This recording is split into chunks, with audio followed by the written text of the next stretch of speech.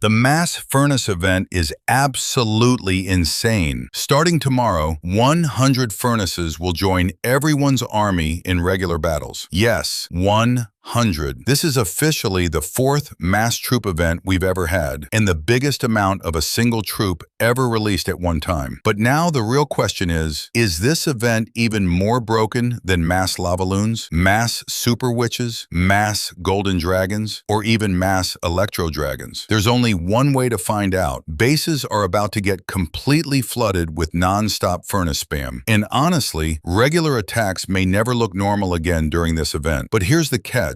This event only lasts for one day, from May 25th to May 26th. So if you want to experience absolute chaos in Clash of Clans, this is your chance. Get ready, because tomorrow's attacks are going to be insane.